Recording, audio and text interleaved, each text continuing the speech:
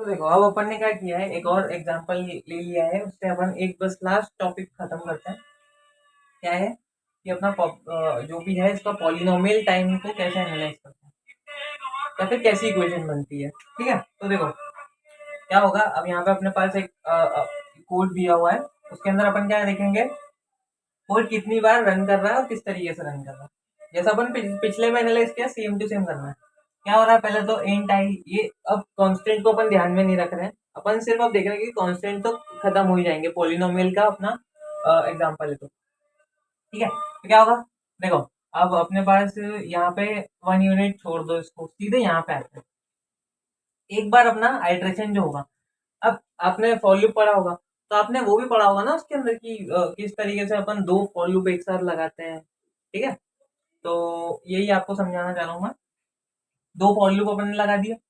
अब क्या होगा, जब आई की वैल्यू अपने ने कहाँ तक ली है, एन तक, अपन तो 3 मान के चल रहे हैं। ठीक है, ड्राई रन के लिए क्या होगा, आई की वैल्यू है 1। ठीक है, 3 से छोटी है, सही है, चलेगा। अंदर गया, अब जब अंदर गया तो क्या होगा, इंट जे की वैल्यू कितनी है, 1।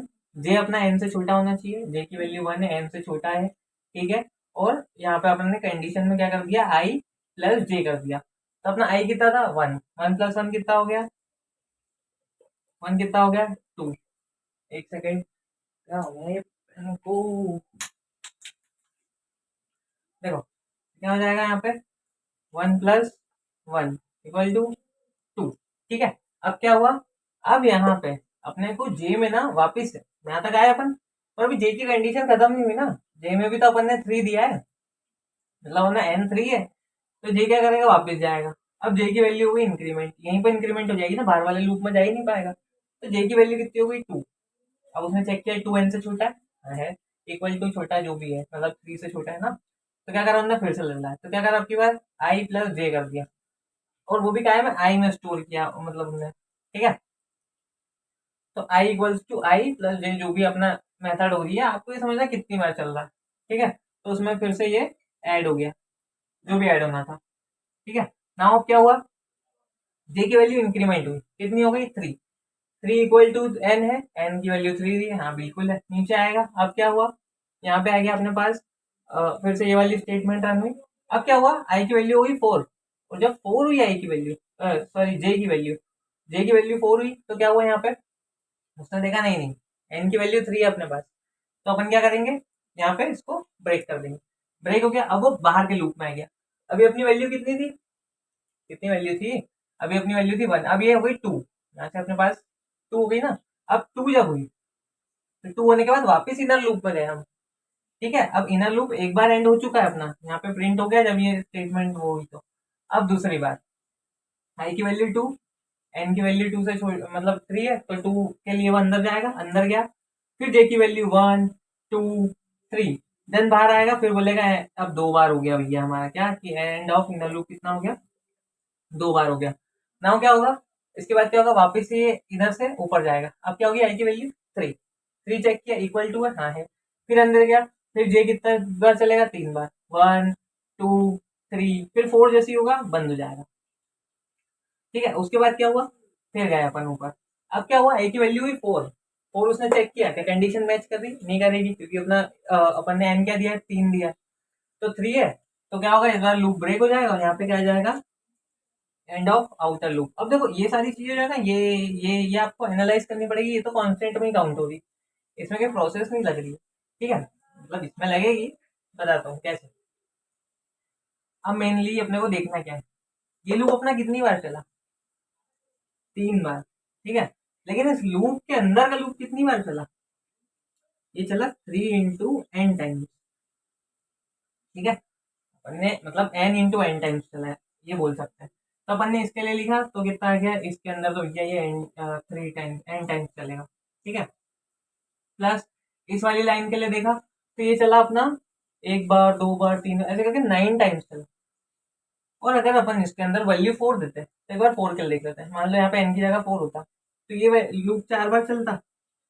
जब ये n टाइम्स चल ही रहा है ना, तो n टाइम्स चल रहा है, 4 बार, 4 वैल्यू दे 4 बार चल रहा है। और ये वाला जो लूप है वो कितनी बार चलेगा, अब की बार ये 4 बार ऐसे आइटरेट करेगा, तो मतलब कितनी बार चलेगा, 16 टाइम्स। तो ये आप देख रहे हो कि अपन n दे रहे हैं 4 तो चल रहा है 16, n दे रहे हैं 3 तो चल रहा है 9, मतलब क्या n का स्क्वायर टाइम्स चल रहा है। कितनी बार चल रहा है? n का स्क्वायर टाइम्स। नाउ क्या है, ये स्टेटमेंट एग्जीक्यूट हुई अपनी, कितनी बार हुई है स्टेटमेंट एग्जीक्यूट? 3 बार हुई, ठीक है। और इसमें यूनिट ऑफ टाइम कितना लगा? एक तो एग्जीक्यूशन टाइम, दूसरा 2 बार एडिशन का टाइम, तो कितना लग गया? 3 यूनिट ऑफ टाइम। तो इसको अपन छोड़ रहे हैं, यूनिट ऑफ टाइम को रहने देते हैं। ये मतलब ये कितनी बार चल रही है ये देखो, यहाँ पे ये चलेगा 1 2 3 4, तो ये भी 9 टाइम्स चलेगा, मतलब ये कितनी बार चलेगा? n स्क्वायर टाइम्स, ठीक है। अपन 3 इसलिए लिख रहे हैं कि अपन n के लिए देख रहे हैं कि हाँ कोई भी n की वैल्यू ले ले, अभी 3 लिखा है तो इसका मतलब 3 नहीं। ये भी उतनी बार चलेगा कि फॉर लूप के अंदर है, तो कितनी बार चला? n स्क्वायर टाइम्स, 9 टाइम्स चल गया ये भी। तो ये वाला लूप, ये वाला जो ये इस फॉर लूप के, ये जो ये वाला फॉर लूप इसके बाहर का स्टेटमेंट है, और ये इस फॉर लूप के अंदर है। ये फॉर लूप जितनी बार चलेगा उतनी बार ही चलेगा।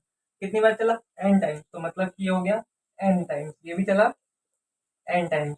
नाउ अब अपन आ गए बाहर, अपने दोनों फॉर लूप हो गए n। नाउ ये कितनी बार चलेगा? कितनी बार चलेगा? सिर्फ एक बार, क्योंकि कुछ बचा ही नहीं ना, तो ये 1 यूनिट ऑफ टाइम लेगा, ठीक है। खत्म हो गया। पूरी इक्वेशन को ऐड करेंगे, कितना आ गया? n स्क्वायर 2 बार, फिर 2n square plus 2n plus 1। अपन ने बहुत सारे कांस्टेंट को भी हटा दिया, तो क्यों हटाया? क्योंकि जब अपने को पता ही है कि एक बार तो ये चेक कर लेना कि फॉर लूप कितने लग रहे हैं, तो अपने को कांस्टेंट गिनने की जरूरत नहीं ज्यादातर, ये सब देखना जिसमें n स्क्वायर लग रहा है वहीं से आंसर आएगा। इक्वेशन क्या आ गई अपनी? 2n square plus 2n plus 1। तो अपन ने क्या करा, ये जो लोअर ऑर्डर की टर्म्स है इनको तो हटा दिया कि भैया नहीं चाहिए। क्यों नहीं चाहिए? क्योंकि भैया हमारे पास एन स्क्वायर है, अब एन स्क्वायर आ गया। अब एन स्क्वायर में भी क्या था, अब मैंने क्या बोला था कि इसमें जो मल्टीप्लाइड कांस्टेंट है उसको भी ड्रॉप कर दो, उससे क्या होगा?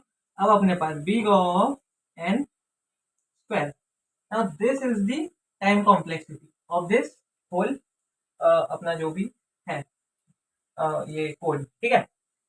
तो समझाने का मतलब ये था सिर्फ कि अपने को एनालाइज करना किस तरीके से, अगर अपने पास कोई भी कौन मतलब सिंपल सिंपल लिखा है, फॉर लूप नहीं है, कोई फॉर लूप नहीं है, कोई रिकर्सिव इक्वेशन नहीं है, तो इसका मतलब क्या है कि यहाँ पे अपने पास कांस्टेंट टाइम्स में हो जाएगा। अगर एक फॉर लूप है या फिर कोई रिकर्सिव इक्वेशन, तो उसको एनालाइज करना है। एक फॉर लूप है तो ज्यादातर चांसेस है कि वो एन टाइम चलेगा, मतलब बिग ऑफ एन होगी उसकी टाइम कॉम्प्लेक्सिटी। लेकिन अगर वो जो लूप है उसके अंदर 2 फॉर लूप है, इट मीन्स ये तो गारंटी है कि एन स्क्वायर से कम तो नहीं होगी इसकी टाइम कॉम्प्लेक्सिटी, और बाकी आप एनालाइज कर लेंगे जिस तरीके से मैंने बताया। तो this is the whole video, और इसके बाद हम मतलब ओमेगा और थीटा को नहीं डिस्कस कर रहे होंगे। क्यों नहीं कर रहे होंगे? क्योंकि बेसिकली हमारे पास यही एक ऐसा फंक्शन है बिग ओ वाला, जिसको हम ज्यादातर डिस्कस करते हैं किसी भी उसकी टाइम कॉम्प्लेक्सिटी देखने के लिए, किसी भी एल्गोरिथम की। और हम ओमेगा और थीटा को इतना डिस्कस करते नहीं है, और पूछा भी नहीं जाता इतना, ठीक है। तो हम यहीं पे इस लेक्चर को एंड करते हैं, और नेक्स्ट लेक्चर से हम एरे स्टार्ट कर रहे होंगे।